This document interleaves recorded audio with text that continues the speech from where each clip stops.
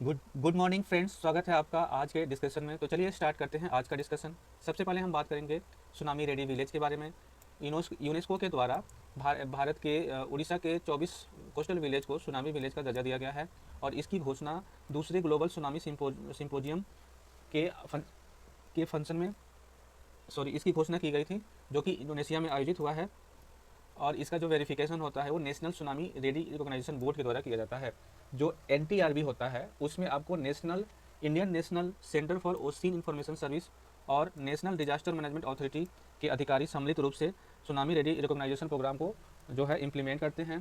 टीआरआरपी के बारे में अगर बात की जाए तो ये एक वॉलेंट्री इंटरनेशनल कम्युनिटी बेस्ड प्रयास है जिससे रिस्क प्रिवेंशन को कम किया जाएगा, मिटिगेशन ग्लोबल कोस्टल जोन के मिटिगेशन को कम किया जाएगा।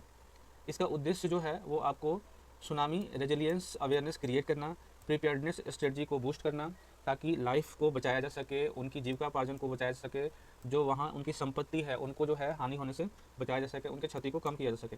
इसमें जो है इसका जो मेथोलॉजी होता है उसमें 12 प्रिपेयर्डनेस इंडिकेटर पे काम किया जाता है, जिसमें कंसिस्टेंट इवोल्यूशन और रिन्यूएबल, इसका जो है 4 साल में एक बार इवोल्यूशन किया जाता है और फिर उसको रिन्यूएबल किया जाता है।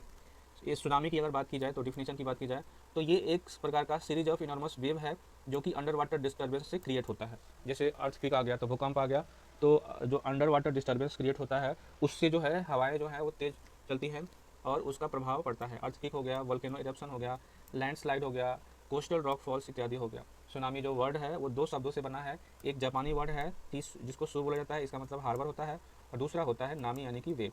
इसकी विशेषता की अगर बात की जाए तो ये 500 माइल्स पर आवर के हिसाब से चलता है और ये छिछले वाटर में प्रवेश करता है। 20 से 30 माइल्स के बराबर ये शो ऑफ होता है। इसका वेवलेंथ जब घटता है तो हाइट इसकी जो है वो बढ़ती है। सुनामी का जो स्पीड है वो डिपेंड करता है कोस्टल डेथ जो उसकी गहराई है उस पर डिपेंड करता है, distance not distance from the wave source. तो ये डेथ के हिसाब से उसकी स्पीड निर्धारित होती है। इसके बाद बात करते हैं कि भारत के द्वारा सुनामी से सुरक्षा के लिए कौन कौन से उपाय किए गए हैं। तो भारत सरकार के द्वारा Indian tsunami early warning system develop किया गया है, जिसके द्वारा सुनामी के लिए एडवाइजरी जारी की जाती है 25 इंडियन ओशन कंट्री को, जो कि लास्ट माइल कनेक्टिविटी को के लिए इनको सूचनाएं प्रोवाइड की जाती है। इसके अलावा भारत ने network of tsunami bio system create किया है जो कि ट्रांसमिट करता है रियल टाइम डाटा को।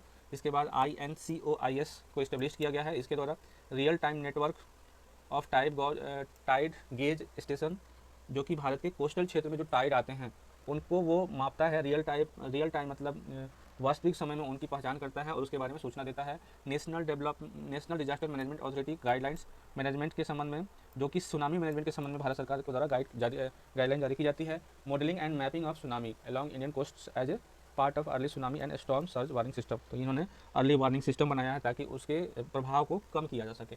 इसके बाद हम बात करते हैं गुरु नानक जयंती के बारे में। तो हाल ही में 555वां गुरु नानक जयंती मनाया गया है पूरे विश्व में। भारत के साथ प्रधानमंत्री के द्वारा विश किया गया है गुरु नानक जयंती पर। गुरु नानक जयंती जो है सिख धर्म के प्रथम गुरु गुरु नानक देव के पुण्य तिथि पे मनाया जाता है। इन्हीं के द्वारा सिख धर्म का फाउंडेशन रखा गया था। इनकी जो मेजर टीचिंग्स थी, यानी कि इनके द्वारा जो ज्ञान दिया गया था, उसमें एक ओमकार की संकल्पना थी। इसका मतलब होता है भगवान जो है वो एक ही है और उनके द्वारा every one of his creation and constitute eternal truth, उनके द्वारा ही सभी को बनाया गया है। ट्रूथफुलनेस, सत्यता इम्फेसाइज, इन्होंने जोर दिया कि ट्रूथफुलनेस लिविंग मतलब सत्यता के पथ पे चलो। Declare truth as a highest value in life, इन्होंने कहा कि जो सत्य है वो जीवन का सबसे बड़ा जो है मूल्य है।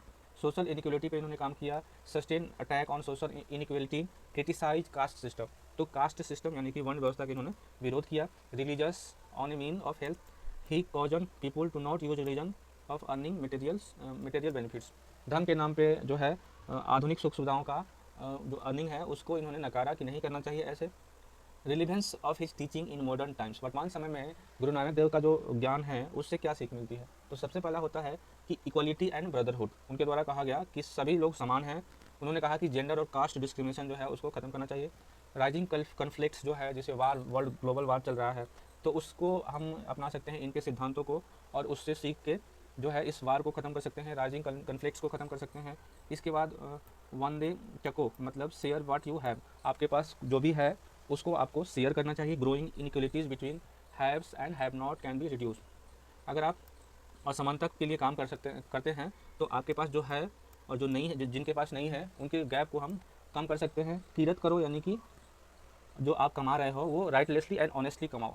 Can lead to decrease in corruption, मतलब जो भ्रष्टाचार है उसको कम करने में इस सिद्धांत को अपनाया जा सकता है कि उतना ही कमाओ जो आपके लिए और ईमानदारी से आ जाए।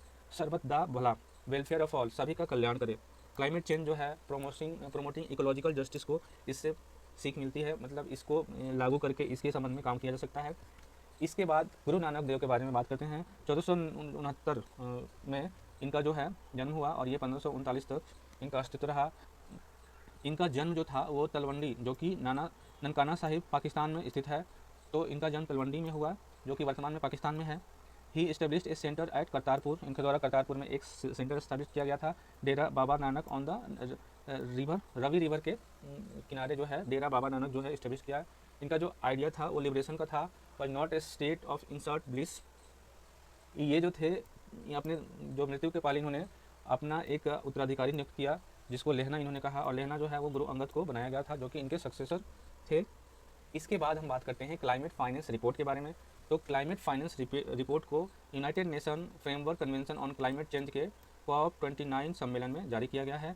इसका शीर्षक है raising ambition and accelerating delivery of climate finance report. इसमें कहा गया है कि जो इसमें एस्टिमेट दिया गया है नीड्स एक cross axis clean energy transition के लिए जो वर्ल्ड की जो ऑर्डर है, वर्ल्ड के देश जो हैं उनको कितना इन्वेस्टमेंट की ज़रूरत है, इसके बारे में इन्होंने इस रिपोर्ट में एस्टिमेट दिया गया है।